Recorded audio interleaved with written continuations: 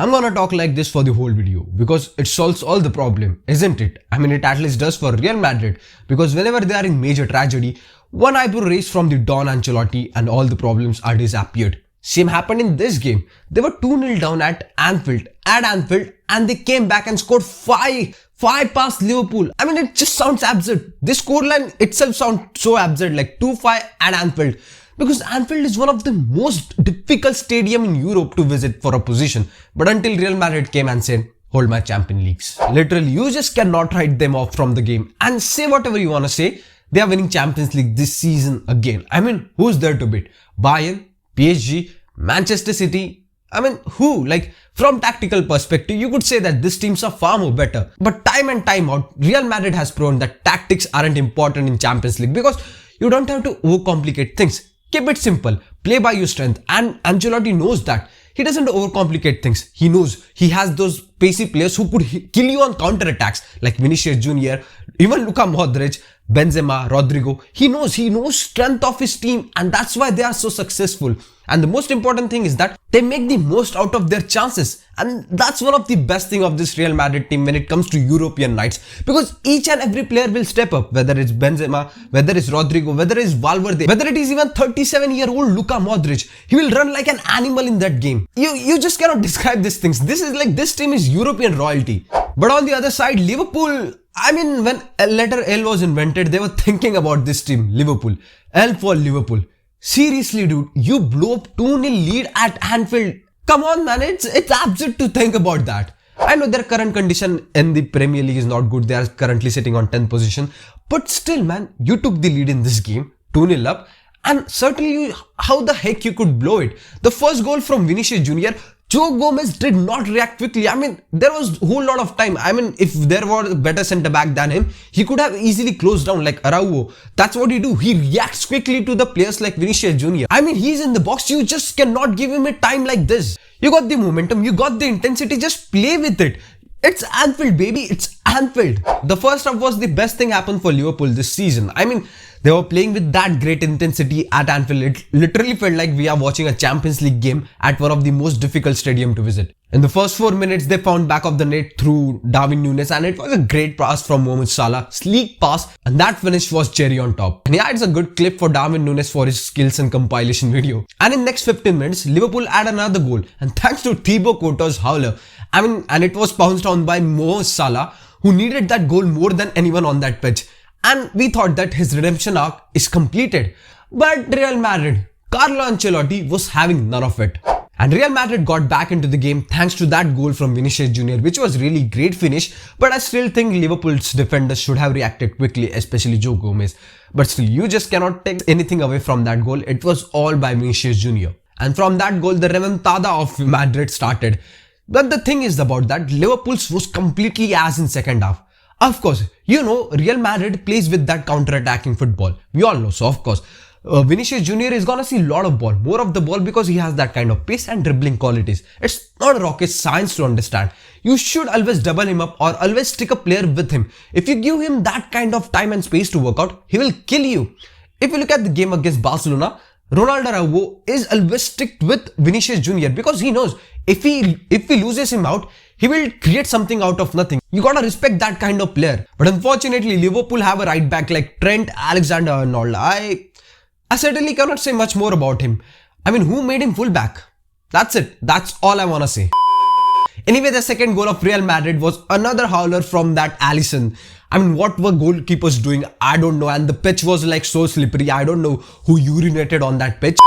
But yeah, anyway, when it came to keeper, they certainly had a game to remember today. But anyway, after that second goal of Real Madrid, it was all about them. I mean, they literally split apart Liverpool's defense and midfield.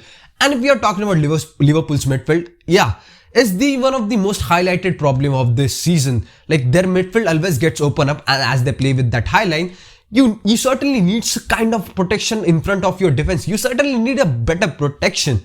But Fabinho is not working. I don't know what's happening with their team.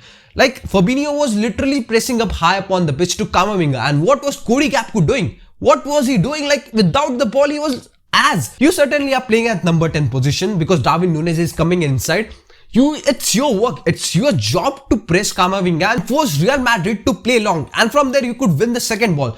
But still, Kamavinga in the second half was getting so much time and space on the ball. He could carry the ball forward, he could find the full back Dani Carvajal or even the left back Nacho. And talking about Nacho, man, it was blessing in disguise that David Alaba got injured and Nacho came on. He's like your conventional defender. He won't do much. He won't join much of the attack. It's his job to defend, and he did defend well against Mohamed Salah. I mean, that's what I'm talking about. Real Madrid get their basics right, and they have then the players like Modric, a 37-year-old guy who was balling at Anfield, and season by season he's getting better and better. I don't know what he eats. Aging like a fine wine. Only a fool will say that he is not at the levels of Xavi and Iniesta. Modric literally defeated that 18-year-old guy, Bajkitic. He literally sat him down and passed it to Vinicius. He ran through whole midfield. And that's what's special about this Real Madrid team. It mostly depends on their individual brilliance. They have Benzema, Vinicius and even Rodrigo. Fede Valverde, a working machine. I mean, this whole team is literally match made in heaven for UCL. But anyway, talking about Liverpool, man, they just cannot go ahead like this in the next season. They need some good reinforcement, especially in that midfield. They need a good defensive midfielder who could at least stop those counter-attacks, who could at least provide that protection in front of their high-line defense. But today's game was a perfect example of how Real Madrid split open that Liverpool's midfield. But to be honest, in my honest opinion, Real Madrid is also not in a great run of form. Basically, if you watch the La Liga, they are currently 8 points behind Barcelona. And also, if you watch that Spanish Super Cup final, Barcelona completely owned this team. Basically, on that right side where Dani Carvajal and Eder Militao plays, and on that right side, Barcelona was making those overloads, pulling out Eder Militao from out of his position, and then Gavi was making those runs. I mean, Barcelona and Xavi perfectly picked out those weaknesses of this Real Madrid team. It's not rocket science to beat them when it comes to big games, big finals. But yeah, I accept that in Champions League, they have this kind of cultural edge over other teams like that allows them to come back at any given point of time in the game. But yeah, that's not the excuse because they are also playing with the ball. You're also playing with the ball. You just need to get your basics right. You just need to point out. You just need to find out those weaknesses of this Real Madrid team. But I don't know why I didn't see any running behinds from Liverpool's forward. Like, especially when you have players like Mohamed Salah, Darwin Núñez, you have to exploit those spaces because, you know, they are really good in making those running behinds behind the defense line. But still, I didn't see any of it. You could at least have pulled Eder Militao. He's very aggressive, and then allow Darwin Núñez to create that space and make those running behinds. But still, nothing, man. There was nothing. Only that first half was the best thing happened for Liverpool this season. After that, it was complete as gameplay. But anyway, enough trash talking about Liverpool. Let's celebrate. Let's, appreciate the comeback from Real Madrid. Because at Anfield, Liverpool hasn't conceded more than 4 goals like since from past 30 or 40 years, whatever it's all about. But still, Real Madrid came. They came, they saw and conquered. And broke the stereotype that Anfield is not anymore a major threat for opposition to go over and play the football that you want. Anyway, there's still the second leg is remaining, but it's impossible. It's gonna be at Santiago Bernabeu, and how could you think of Liverpool making a comeback at that stadium? But still, anything is possible in football, so of course I won't count them off, but still, practically, currently, it's impossible for them to make a comeback at Santiago Bernabeu because the atmosphere is really wild, and to soak up that atmosphere, you really need something special. I still cannot see that kind of spark in Jurgen Klopp's Liverpool right now. But anyway, the last part about this video is to tell you that Real Madrid are winning Champions League again without any doubt. Yeah, I mean, the team apart from Real Madrid I'm rooting for is Napoli due to the way they are playing, the football, the kind of football they are playing. They at least deserve more than Syria. But still, if these two teams came across in quarterfinals or semifinals, I wouldn't mind that because 2-leg tie for these two teams would be a great matchup. But anyway, moving on to Europa League where we have Barcelona versus Manchester United.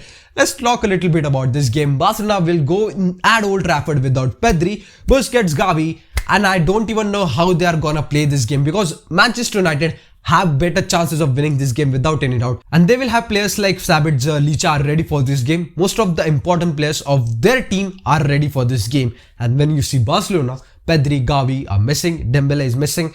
So of course, there is this kind of psychological battle. I think Manchester United are winning currently.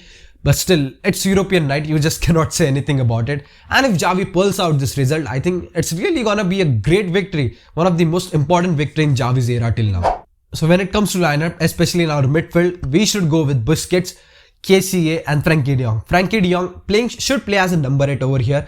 You should give him that kind of freedom to carry the ball forward, because in the absence of Pedri and Gavi, we need someone, a carrier of the ball who could, at least penetrate that defense line of Manchester United. And also in this game, Frankie needs that free role to make those third man runs in the box. That could provide us another attacking option, and given that we have Rafinha on that right wing, his crosses would be very crucial part in this game. And talking about Lewandowski, he needs to score today. He needs to regain his form back.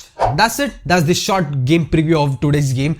Let me know your thoughts about this scoreline of Manchester United versus Barcelona. And also let me know your thoughts about this magical dream team of Real Madrid. Let me know it all into the comments down below. And also, if you like this video, make sure you like and share this video and subscribe for more. And as usual, I'll meet you soon with another new video. Until that time, as you all know, just enjoy the game.